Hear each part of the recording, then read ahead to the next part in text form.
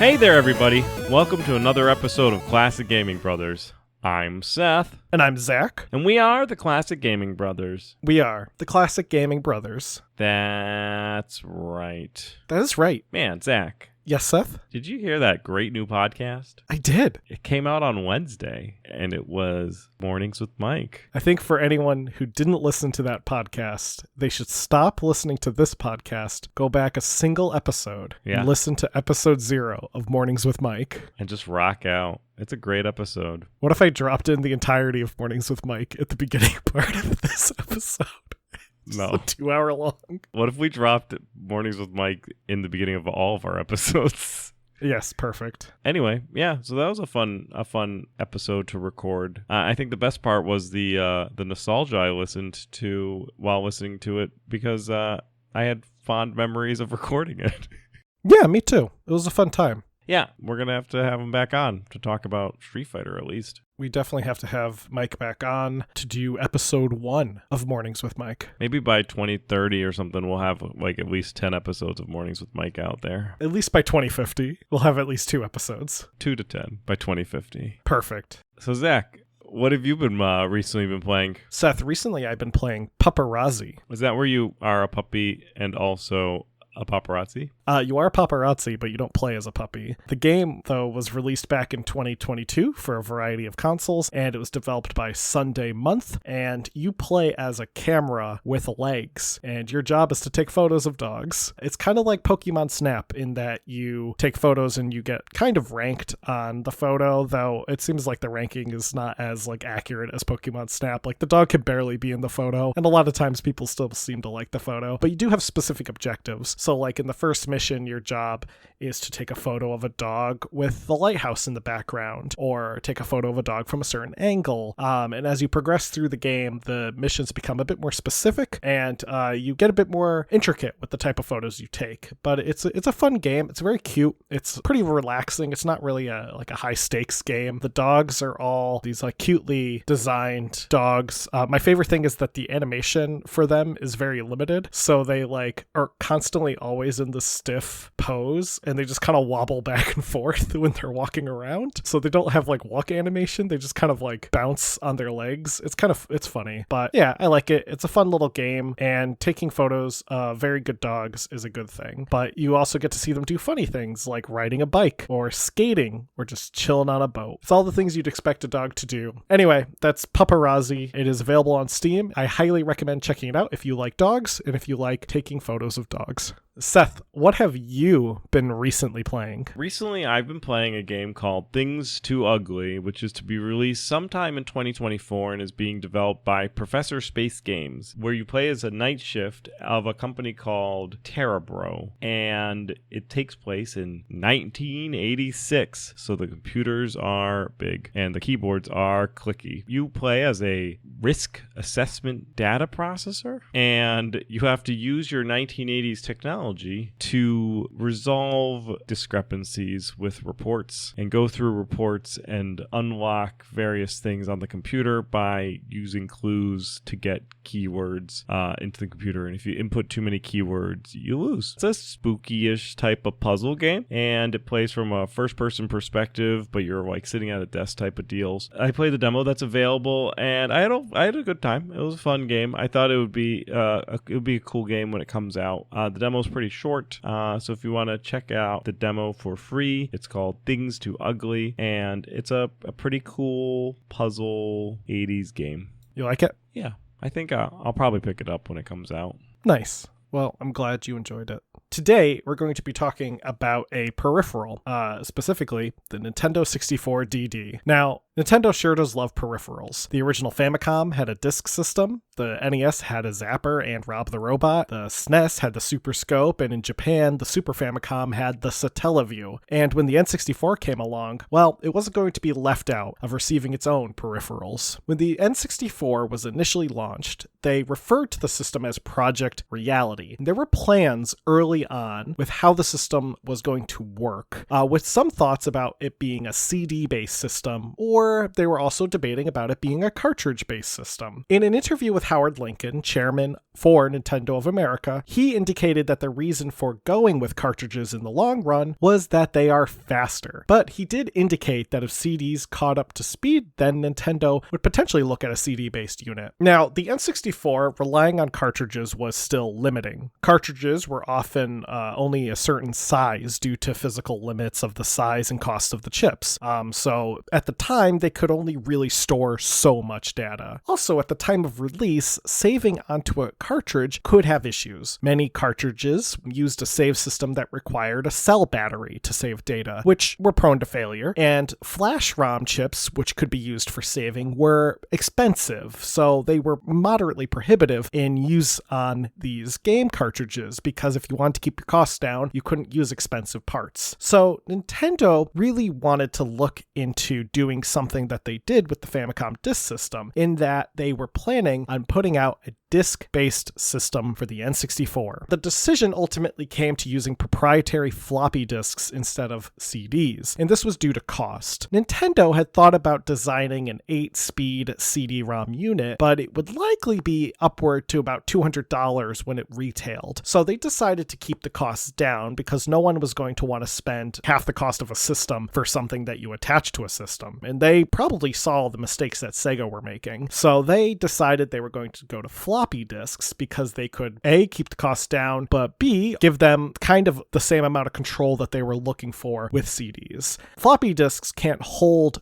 more data than CDs, but when combined with a cartridge, they could potentially increase the potential for what the cartridge games could do. There are also plans to bring the console online to allow multiplayer, which Nintendo considered to be very important. They started to look to work with a company called RandNet as their online service that would operate through subscription. Now, the N64 DD was teased at Nintendo's Shinkai 1995 trade show as a bulky drive, and later it was revealed in the 1996 show. At the 1996 show, Howard Lincoln gave a presentation on the specs of the console, indicated that they were finalized. As part of the announcement, Nintendo teased sequels for Super Mario 64 and original titles. They also provided a list of developers such as Konami, Capcom, Enix, and Rare. Now, per some reports of the reveal of the unit, it was kept in a glass case, though a demo of Zelda 64 was displayed and was said to be operating from the unit. Another demonstration of the drive's power was done when a graphics application was demonstrated live as being able to take photographs of audience members and map them onto 3D art avatars. Which sounds really cool, but I'm sure it kind of looked kind of scary.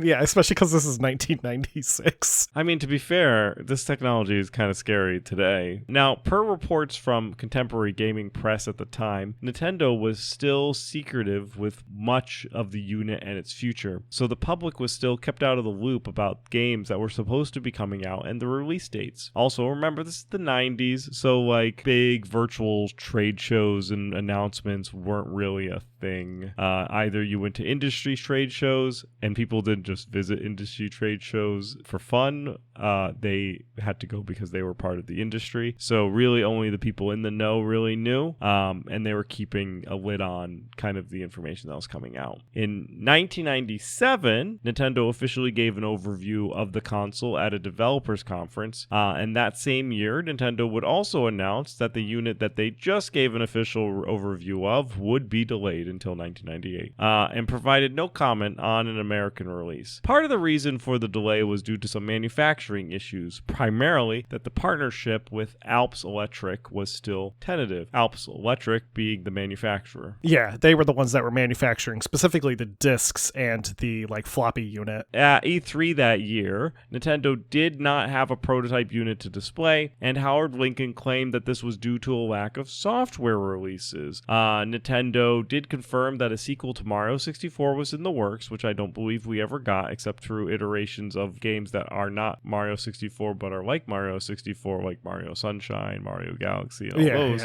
which are arguably in on the theme, but there was no Mario 64 2, which is like No. what I would expect when you said there was a sequel. And that Donkey Kong 64 was also in development. They also said that the console would be able to go online, and the launch games would be SimCity 64, Mario Artist, Pocket Monsters, and Mother 3. For a second, when I was reading through these notes, I thought it was Mix Up Mother Goose. And I was like, that's good. That's a great launch title. Many of the games were also designed to incorporate the real-time clock, because clocks are fun and are a great addition to game consoles. Now, at Space World in 1997, they continued the line that the 64DD would be delayed, and the publication Next Generation even made note that it wasn't optimistic about the 64DD. Nintendo also pointedly did not focus on the 64DD in its presentation at Space World of 1997. Rather, they focused on the first-party N64 cartridges, and they also focused on Pocket Monsters for the Game Boy, and they made an announcement that Zelda 64 would be moving from the 64DD to a cartridge. George Harrison, who was vice president of Nintendo of America, described that the 64DD was quote-unquote still in the starting gate, and that it would launch quote-unquote when it is ready and when we have a compelling piece of software for it. They were looking for their killer app. In December of 1997, Shigeru Miyamoto and Shigesato Itoi indicated in an interview that they were having a hard time trying to justify the 64DD's potential, and that a big problem was that the 64DD didn't launch with the N64. So really what Miyamoto and Shigesato Itoi were saying in this interview, which I imagine wasn't the best press for Nintendo, because these are two big names for the company, was that if the 64DD was launched with the N64, it would not be having any problems, but because they waited, they are running into some issues. 1998 came, and so did the delays. The launch was moved to June of 1998, and then it was moved to quote-unquote within a year. At E3 of 1998, Nintendo did not bring the 64DD to show off, and stated that it was not launching that year. Many publications felt that this meant that the system was basically dead, and it was now entering the realm of potentially being canceled. Due to the delays, Nintendo would actually cancel Space World 1998. IGN announced another delay in April of 1998, and they indicated that the launch date that was originally going to be June of 1998 has now been moved to June of 1999. At E3 of 1999,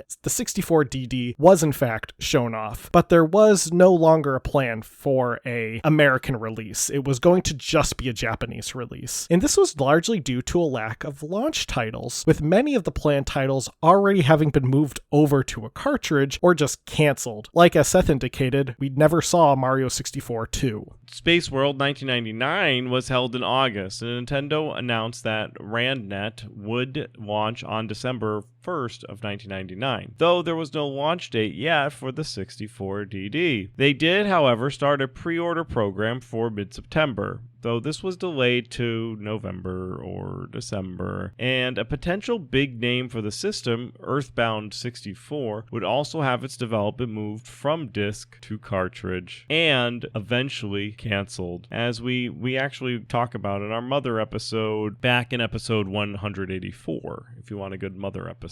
Their booth did demonstrate 8 titles and the ability to transfer from GBC to the 64DD, the GBC being the Game Boy Color. So you could transfer from the Game Boy Color to the 64DD. Yeah, using a special cable. Ooh. Yeah, there was like a data transfer tool. Nice. That's a tool that people wanted. The 64DD did eventually launch on December 13th, 1999 in Japan. It would be bundled with an expansion 4 megabyte RAM expansion pack for the N64, as the system required it to run the unit. There was also a RandNet bundle that would include a modem cartridge, so you could do the online portion of the reason why you're buying a 64DD. The RandNet had 2 different payment plans, either a monthly payment plan at 2,500 yen, which was about $23.50 in 1999, which was a per month payment if you purchased the RandNet bundle, or you could rent to own the RANDnet bundle, but you would pay $3,300 in yen or $31 in 1999 money. There was also a 20 yen dial-up fee per minute in Tokyo. So they soon abandoned the monthly model in favor of a yearly 30,000 yen or $290 for 1 year, or 39,600 yen for lease to own, which 39,600 yen is about $380 US in 1999. So that's equivalent to, like, I don't know, $600 probably? No. A little over $700 today. That's for an annual subscription. Yeah. To play on dial-up internet. That you still had to pay a dial-up fee for of 20 yen, which isn't a ton. That's like, I think, a couple of cents, but still. To play what games? Anyway, other accessories that you could get with the DD64 for the DD64 was the N64 mouse, which also came with Mario Artist Paint Studio, which Sega released a Sega Artist Paint Studio for the Sega Genesis that also came with a mouse, and I'm sure it wasn't as expensive as this one. You could also get a keyboard and an audio-video capture port called Capture Cassette that had RCA jacks and an audio line in. So when you wanted to be Twitch famous in 1999, where there was a barely internet, you could use your capture card and stream your N64DD for no one to watch. The system, the N64DD, would eventually be discontinued officially on February 28th, 2001, which is,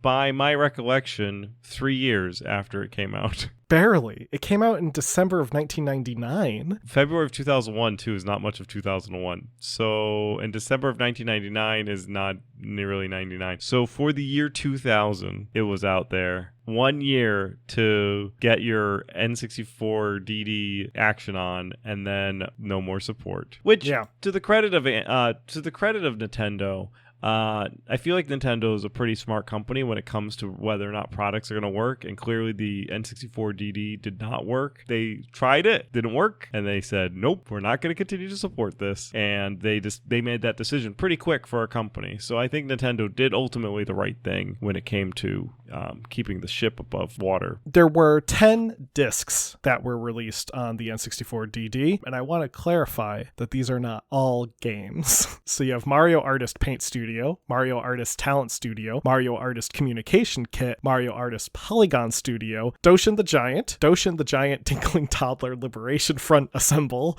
which is certainly a name, Japan Pro Golf Tour 64, SimCity 64, F-Zero X Expansion Kit, and the RANDnet disc. Now, the Mario Artist discs all took different approaches to show off abilities of the 64DD. Paint Studio primarily was about supporting the mouse. Talent Studio came bundled with the capture cartridge and allowed you to put photos and video into the game, or animate them, or put the images onto the 3D models if you want to scare your friends. Communication Kit was designed for RANDnet subscribers to connect to NetStudio, which was an online community, and Polygon Studio was actually used to build 3D graphics and render images. And when you look at the list of discs, you'll notice that only 4 of them are actually unique games. The 2 titles under Doshin the Giant, Japan Pro Golf Tour 64, and SimCity 64. Everything else was either a utility, like the RANDnet disc, design software, or the expansion kit for F-Zero X. The expansion kit for F-Zero X did not contain F-Zero X on it. You had to buy the separate cartridge and use the disc with the cartridge, and it would add 12 new tracks, a machine creator, a course editor, and a new soundtrack. So it's an expansion pack. Now, the 64DD did have a ton of canceled projects, or projects that would get moved over to other systems. Zelda 64 would get reworked as Ocarina of Time. Zelda Gaiden would become Majora's Mask. Animal Crossing was tentative for the 64DD, but later moved to cartridge in Japan and later released on the GameCube worldwide. Earthbound 64 would get canceled and later released as Mother 3 for the GBA. Dragon Warrior 7 would move to the PlayStation, and Mario Party 2 would move to cartridge. Also, Pokemon Stadium would move to cartridge, Pokemon Snap would move to cartridge, and so on and so on. A huge chunk of, I would say, games that when you think of the N64 and you think of as like great titles on the N64, big chunk of them started life as 64DD titles that just got moved over to cartridge as the 64DD was like being delayed and delayed and delayed. Now, the Nintendo 64DD was ultimately a commercial failure for Nintendo. It would only go on to sell around 15,000 or so units, with Nintendo reporting around the same number of RandNet subscribers as of October 2000. Its failure is largely due to the fact that it was only sold in Japan, which wasn't a big market for the N64. I think that the people at Nintendo are pretty smart, and I feel like if they had market feasibility for releasing the US market and they thought they would be making a lot more money or units with selling into the US market,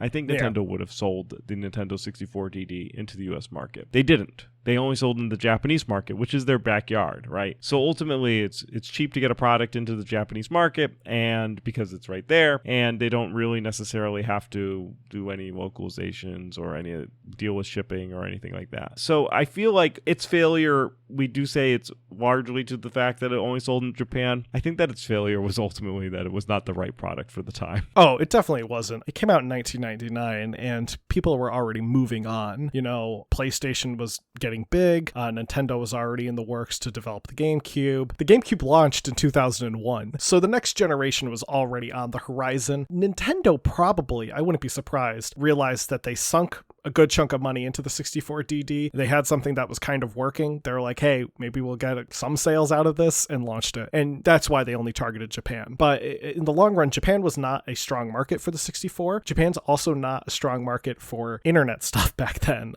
Like dial-up was not in every household in Japan. So you didn't have a huge consumer base there. So it just wasn't the right market, and it wasn't the right time. Well, IGN reporter Pierre Schneider would positively praise the Mario Artist titles, noting that they were a great way for children to get into creative design that would otherwise be cost prohibitive. But apart from that, the system was an utter failure. And because it was an utter failure, fun fact, it's expensive. Mm-hmm. If you want to buy a Nintendo 64 DD right now, brand new RandNet delivery set, $8,000. I found one for a bit less. Is it brand new in box? With the box, it comes with the modem, and it comes with 7 of the games. So that's most of the console. And this is for $4,800 with... Oh, yes, I see that. $48 shipping from Japan. But a couple of important things to note. If you are out there with like $5,000 and you're like, I don't care if it's sealed, I'm going to go buy myself a 64DD because Zach said it's under $5,000 on eBay. Couple things to note. The 64DD only works with Japanese N64s. So you would need to get a Japanese N64. Would you need a different television? No, they're NTFC, so it should be fine. They're NTSC, so you should be fine with different televisions. But you would need a Japanese N64 itself in order to get it to work.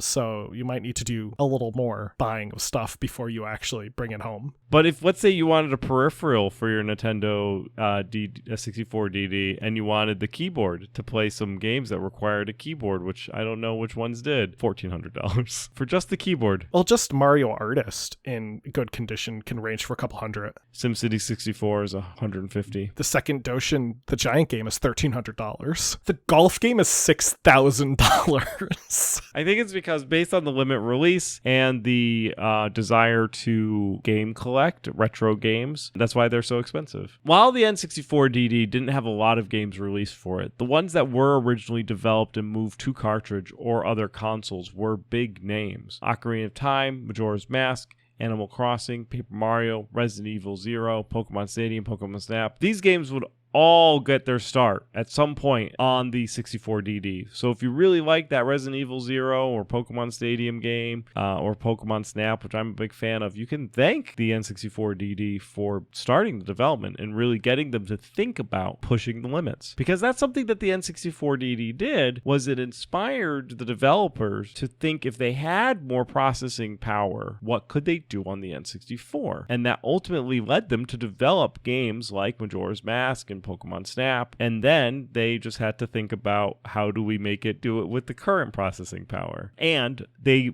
would go on to get moved to a more accessible format cartridge. Now, the 64DD would go on to never be forgotten by Nintendo. They do reference Doshin the Giant in Super Smash Bros. Games, being an unlockable trophy in Super Smash Bros. Melee, and SimCity 64 being an assist trophy in the later games. Some mini games that were designed for Mario Artist Polygon Studio would be reworked into the WarioWare games. Nintendo designer Yamashita Takayuki also credits Talent Studio as being inspiration behind the development of the Miis on the Nintendo Wii. Nintendogs was also loosely based on a project called Cabbage that was planned for the DD. Now, while the system was never released in the US, a US release ready unit was discovered by YouTuber Metal Jesus Rocks, who initially thought the unit he had was a development system. The YouTuber channel Hard for Games has also been crucial in the preservation of N64 DD development software, often saved on blue discs that distinguish them from the commercial gray disc release. Yes, all the commercial discs are gray, and the development discs are blue, so they're very easy to identify when you see a development disc for the N64DD because they are blue. So Hard for Games has been behind the preservation of most of those. Not all of them, but they have been pretty active in that community, and they were actually the ones that helped identify Metal Jesus Rocks' 64DD that he discovered. They thought it was a development unit, so they tried testing it with like blue discs, and it never worked. And then they were able to load like specially made US BIOS onto it, and were able to boot something, and that's how they were able to tell it was a US release ready unit, but there are just no 64DD discs that were designed for the US market. None of them had been region coded for US, so you can't play anything on it. So that's going to be our N64DD episode. Hopefully you learned something about some video game history. Getting into our Retro Rewind last week, if you recall, Zach had me play Drax Night Out, which was an unreleased video game developed by Microsmith and published by Parker Brothers in sponsorship with Reebok Pump Shoe, which is not a partnership that I usually think about with Dracula. Now, Drax Night Out was developed for the Nintendo Entertainment System and was supposed to be released in 1991 and never was. You play as Dracula, who needs to escape his castle being besieged by villagers. You either have your ability to hypnotize them at very close ranges, or by finding a lever to pull and activate your traps, which can consist of Frankenstein's monster just running them over, or a random ghost who just floats through them and kills them somehow. There are various Reebok Pump shoes spread throughout the levels, and when you get them, you go fast, like Sonic's speed shoes.